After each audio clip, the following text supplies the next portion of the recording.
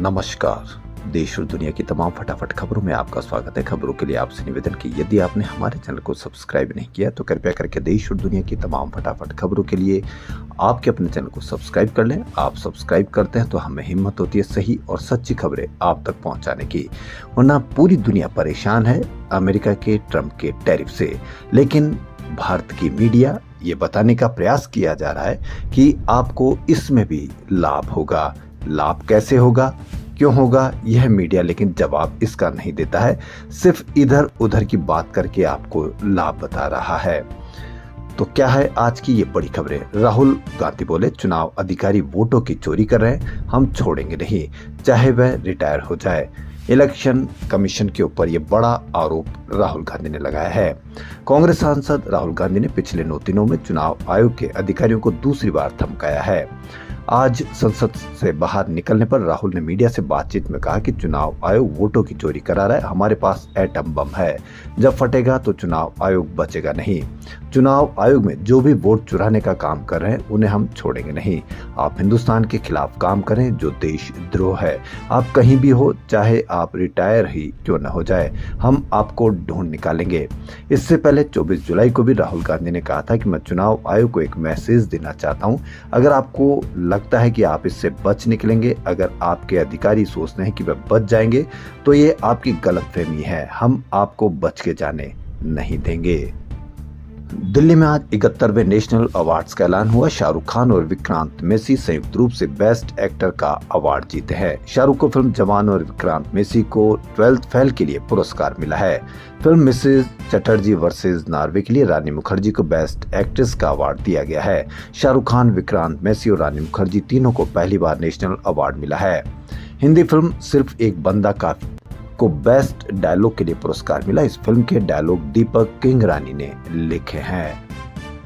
महाराष्ट्र के मालेगांव में रहने वाले सैयद निसार का बेटा अजहर नमाज पढ़ने निकला था। शाम को लौटते वक्त वह भीखू चौक पहुंचा। अजहर एक बाइक के बगल से गुजरा था, तभी ब्लास्ट हो गया।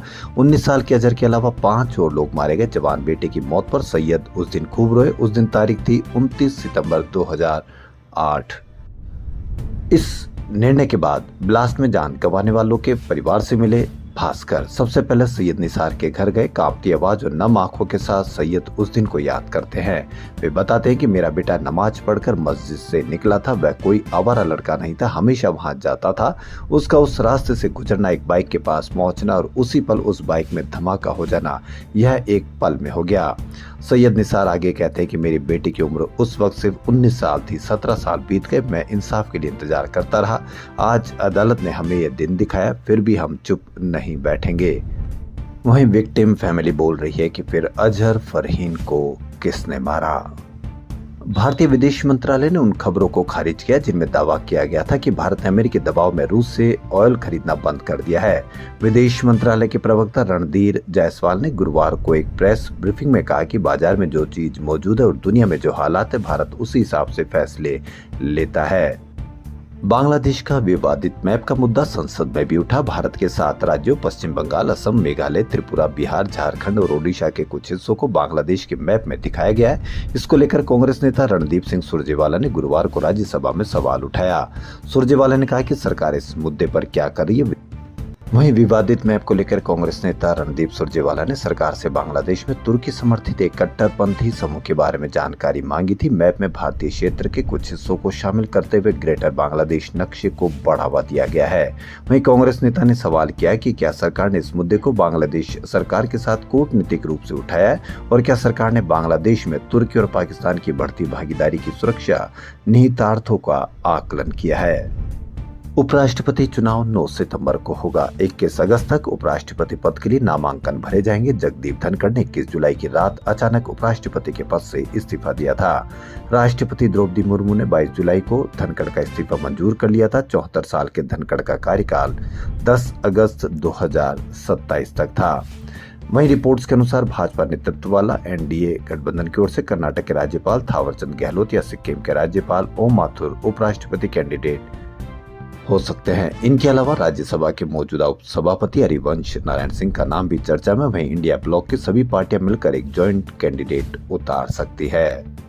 बेंगलुरु की स्पेशल कोर्ट ने शुक्रवार यानी आज पूर्व जेडीएस सांसद और पूर्व प्रधानमंत्री एचडी देवेगौड़ा के पोते प्रज्वल रेवन्ना को मेड से रेप मामले में दोषी ठहराया। कोर्ट शनिवार को सजा सुनाएगी। रेवन्ना के परिवार के फार्म हाउस में काम करने वाली 47 साल की एक महिला ने पिछले साल अप्रैल में उसके खिलाफ एफआईआर दर्ज कराई थी। उसने रेवन्ना पर 2021 से कई बार रैप करने और किसी को भी घटना के बारे में बताने पर वीडियो लीक करने की धमकी देने का आरोप लगाया था। आपने इसकी कहीं मीडिया पर चर्चा देखी नहीं देखी होगी। पूर्व अमेरिकी उपराष्ट्रपति कमला हैरिस ने राजनीति छोड़ने का ऐलान किया। उन्होंने the late show with Stephen Colbert में इंटरव्यू में कहा कि वह अब किसी भी राजनीतिक पद के लिए चुनाव नहीं लड़ेगी, जिसमें कैलिफोर्निया के गवर्नर का पद भी शामिल है। हैरिस ने कहा कि अमेरिका का पॉलिटिकल सिस्टम टूट चुका है और मैं लोकतांत्रिक मूल्यों की रक्षा करने के लिए मजबूत नहीं हूँ। देश और दुनिया की तमाम फटाफट खबरों में फिलहाल इतना ही। यदि आपको हमारा चैनल पसंद आए तो लाइक, सब्सक्राइब और शेयर अवश्य करें। धन्यवाद।